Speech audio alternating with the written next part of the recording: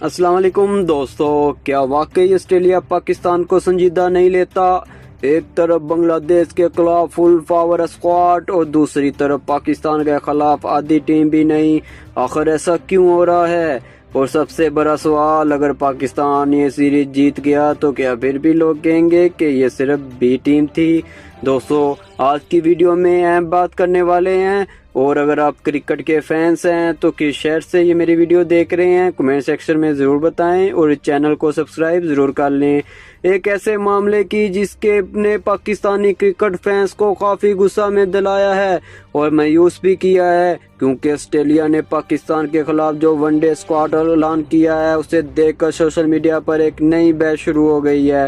اور دلچسپ بات یہ ہے کہ جب ہم اسی آسٹریلیا کا بنگلہ دیش کے خلاف اسکواڈ دیکھتے ہیں تو وہاں کئی بڑے نام شامل نظر آتے ہیں، لیکن پاکستان کے خلاف کئی اسٹار پلیئرز غائب ہیں۔ اب سوال یہ پیدا ہوتا ہے کہ آسٹریلیا واقعی پاکستان کو کمزور سمجھ رہا ہے یا پھر اصل وجہ کچھ اور ہے؟ 200 رپورٹس کے مطابق آسٹریلیا کے کئی اہم کھلاڑی اس وقت IPL میں مصروف ہیں۔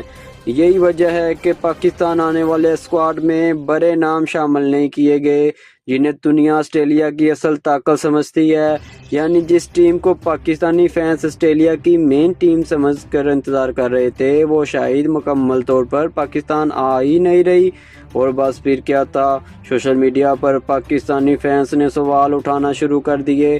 کسی نے کہا کیا پاکستان اب صرف ایک نارمل سیریز بن کر رہ گیا ہے؟ تو کسی نے لکھا اگر یہی اسکواڈ بنگلہ دیش کے خلاف جا سکتا ہے تو پاکستان کے خلاف کیوں نہیں؟ دوستو، اگر آپ اس اسکواڈ پر نظر ڈالیں تو فرق واضح نظر آتا ہے۔ بنگلہ دیش کے خلاف آسٹریلیا کی ٹیم میں کئی تجربہ کار اور بڑے میچ وینر موجود تھے، جبکہ پاکستان کے خلاف اسکواڈ میں زیادہ تر نئے اور کم تجربہ کار پلیئر شامل کیے گئے ہیں۔ اور یہی چیز پاکستانی فینس کو سب سے زیادہ چبھ رہی ہے، کیونکہ پاکستان ہمیشہ آسٹریلیا جیسی بڑی ٹیموں کو مکمل طاقت کے ساتھ کھیلتے دیکھنا چاہتا ہے۔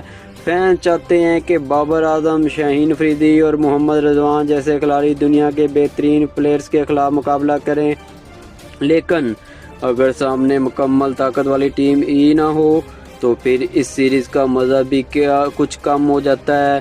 مگر دوستو، کہانی یہاں ختم نہیں ہوتی، اصل ٹویسٹ تو اب شروع ہوتا ہے۔ ذرا سوچیں، اگر پاکستان یہ سیریز جیت جاتا ہے تو کیا ہوگا؟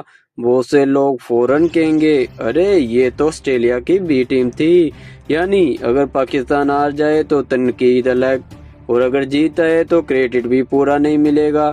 اور یہی بات پاکستانی فینس کو سب سے زیادہ پریشان کر رہی ہے۔ لیکن دوسری طرف کچھ لوگ یہ بھی کہہ رہے ہیں کہ چاہے کوئی بھی ٹیم آئے، آسٹریلیا آخر آسٹریلیا ہے، کیونکہ ان کے نئے پلیئرز بھی دنیا کی کسی بھی ٹیم کا ٹف ٹائم دے سکتے ہیں۔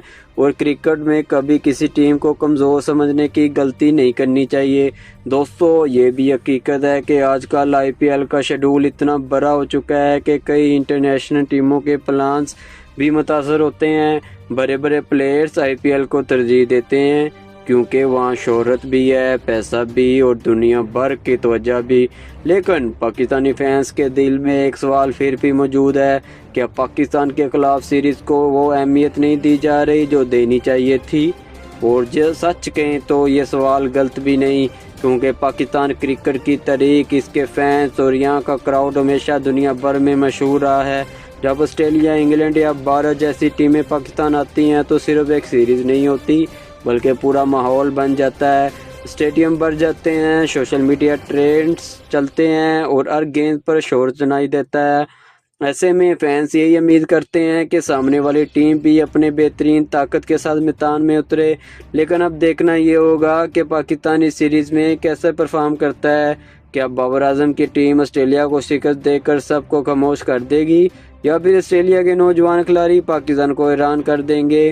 ایک بات تو طے ہے دوستو، یہ سیریز صرف کرکٹ نہیں بلکہ عزت، بحث اور سوشل میڈیا وار بن چکی ہے، اور شاید اسی لیے پوری دنیا کی نظریں اب پاکستان مقابلہ آسٹریلیا سیریز پر ہوں گی۔